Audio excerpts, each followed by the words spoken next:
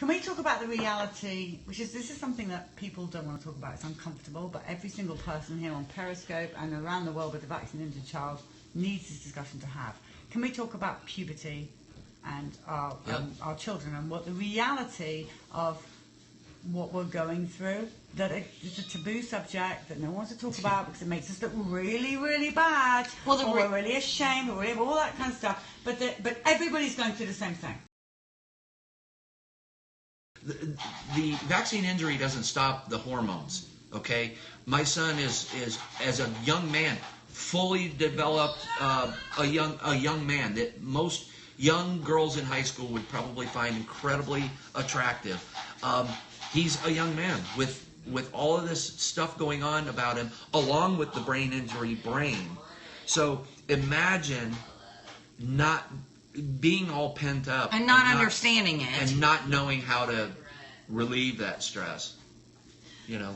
So John and I went to well, actually I didn't go, thank God I didn't go because I would have lost it, but John went to a meeting to try and get clearance for the land to be developed in a different way, and a doctor came in with scrubs and a stethoscope around his neck, and he said, in my experience as a doctor, all autistic children are sex offenders and rapists. Excuse me? I'd have punched him right in his face. John was brilliant, but I think I wasn't there. And he doesn't want the Autism Trust to be built in that particular area because he fears for his children and the people around. Excuse me? Can we talk about this whole pent-up sexuality in, hormones and how our children are perceived by people like that doctor? So, do you remember what it was like to go through puberty? Do people remember what it was like to go through puberty?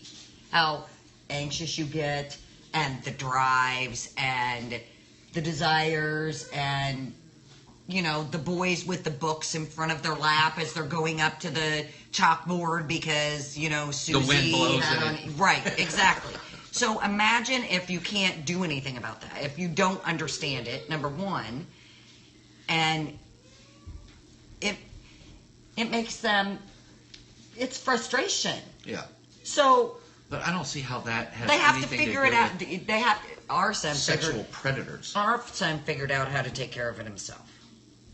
Some we're kids talking masturbation. Yeah. Right. Some kids don't know how to take care of it themselves. There needs to be something, a video or an app or something. An app on that. No, yeah, I'm serious. I know, No, but this it's is a problem. it's This kind of is a frightening. Oh, it's that a we need to do serious that. problem because, like I said, our daughters, it embarrasses them. Oh my gosh, I'm going upstairs because Caden's doing, and we've told him it has to be in private, these things have to be explained, but Mom, can't you just, isn't there something that you can do? There needs to be an app or something to figure it out for these, because I said, I'd rather he did that than ripping the doors off the hinges, or, But there again, then you get this doctor saying they're sexual predators because... How has that been proven? How has that been proven that how can they be sexual predators? They can't drive. I think it'd be pretty crazy for a doctor to come up to me with a stethoscope around his neck telling me my son's a sexual predator. Exactly. Because he's giving me the strangulation tool. But that's the kind of thing that, our children are extremely vulnerable. That's the thing. Absolutely. If anything, there's this one guy that walked around the Autism Trust land with us. So I'm going to give you a donation, but I need you to promise me that you'll build a very big wall to keep them in so that we're safe. Okay, how about And if I here's build the a very big wall to keep you Thank out you, Kim. so they're That's safe? Exactly what John had to hold me back. He literally had to hold me back. But that's the kind of thing that we are dealing with, as if our kids haven't suffered enough. A lot of them can't even talk. So when they are attacked or abused or mistreated, they can't even tell you. So where these people come up with, I'm afraid of your child. No, my child is afraid of the world. That's why they act the way that they do, because they're afraid of the world. So for them to be afraid of our children is completely ridiculous to me. But now there again, I'm going to say, some of our children, including mine, because they're socially awkward and everything, it could be pretty frightening for somebody that's not that doesn't understand autism, and you know, you get kind of tired as a parent having to say, oh, I'm sorry, my son has autism. I'm sorry he came up and touched your face or whatever. And as they get older, it gets a little bit more creepier. I'm not gonna Yeah, deny it that. does. But you got this doctor saying this, and it's like, okay, we've already got 3 generations completely effed up. So how about we do this? How about we make these communities that will help children and adults be safe for their lifetime and comfortable and productive, but how about you stop frickin' vaccinating so we can, on the next generation, not have to worry about this anymore? How about that, Doc? Is what does this cost you as a family in money terms, in everything? I know you answered that a little bit, but seriously and truthfully, what has the implication that day you trustingly took your son in to get those vaccines, what has it done for the Lindemann family? Well, it bankrupted us, number one. Yeah. We had to file bankruptcy years ago. Mm-hmm. We almost got divorced. Yeah. We moved to another state due to a teacher being abusive to our son. Monetarily, other than bankrupting, I don't think you can put a number on monetarily, because what we could have done as far as careers go, Yeah. or with our girls. Our girls went without a lot. We've gone without a lot. Our vacation, we've only taken 2 vacations in 3 years, and both of them were to go down to the Autism Summit in Austin, Texas. We have not had a vacation, and we haven't had a family vacation in 5 years, and that was cut short, or we have to go someplace. Well, the family where- vacation we took was a timeshare because we couldn't afford anything else. Yeah. I was one of the Catherine first. Maurice. Catherine Maurice. That's it. I was one of the first books I read too. Well, that book was Caden and I's story. Yeah. Let Me Hear Your Voice was Caden. And I'm reading Let Me Hear Your Voice, and I'm in the conductor's seat of this freight train, and so it's just me and the engineer, and we're stopped at a signal for hours. So, I mean, you do a lot of sitting on a freight train, and I'm sitting there, and I'm bawling while I'm reading this book. And my engineer, I think, was getting a little concerned about concerned. his He's like, conductor I hope on he a doesn't train. have a gun or something, because this guy's getting a little creepy. I'm bawling while I'm reading this. That book and Evidence of Harm changed my life. I came home a changed man.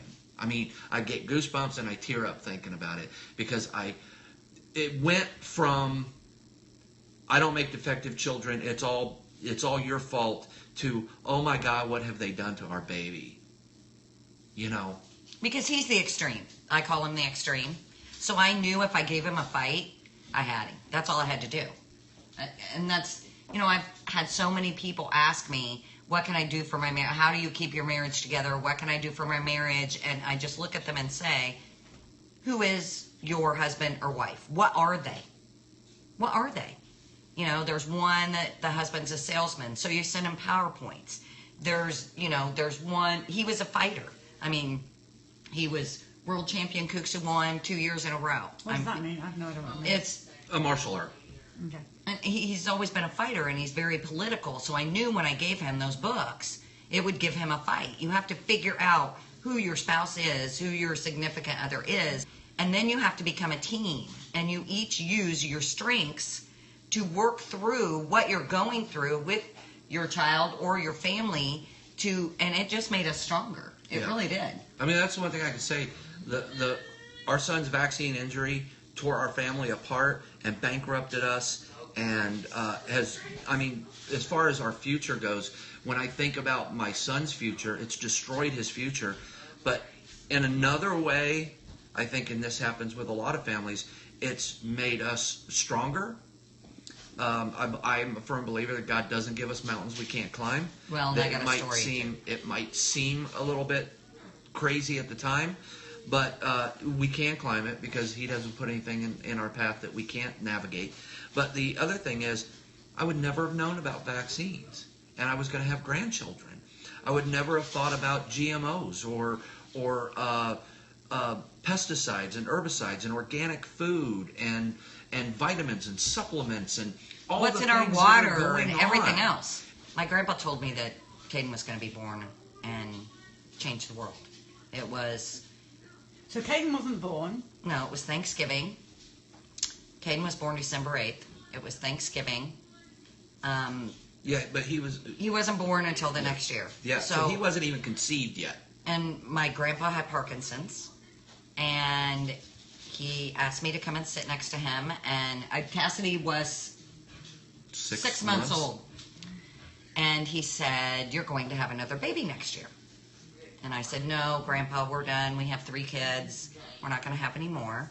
And he said, "Yes, you are. You're going to have another baby next year, and it's going to be a little boy, and he's going to change the world." And he was a man that walked with God. He did. Was amazing. That was Thanksgiving, and my grandpa died December 16th, and Caden wasn't born until the following year on December 8th. So he wasn't even conceived yet, and Grandpa knew you were going to have a boy, and that he was going to change the world. And all of our kids, I think, are going to change the world.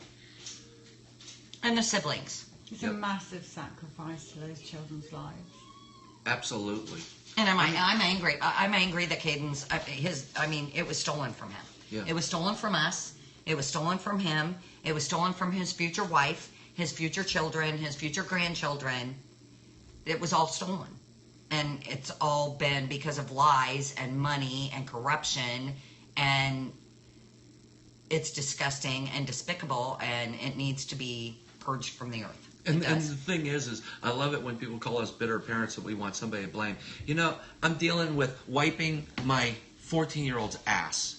I'm dealing with a 14-year-old that's about to be 15 that's sitting on the couch playing with a bowl of cards that has friends at school, but it's not like they're going to have sleepovers. They say hi to him, give him a high five as they're walking by, going on about their lives of playing baseball or thinking about basketball season or girls or whatever, and he's in here playing with his cards in a bowl, okay, and wanting to watch Friends on Netflix.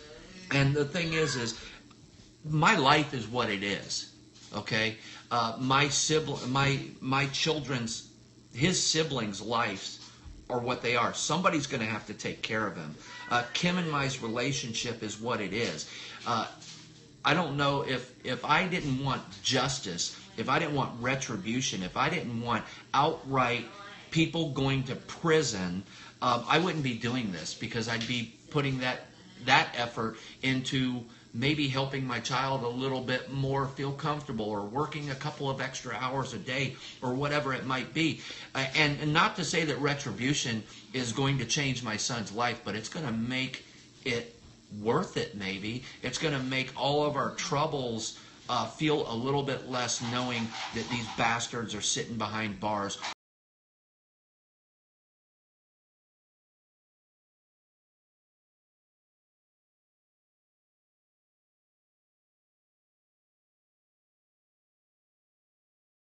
Caden! Hi! Hi.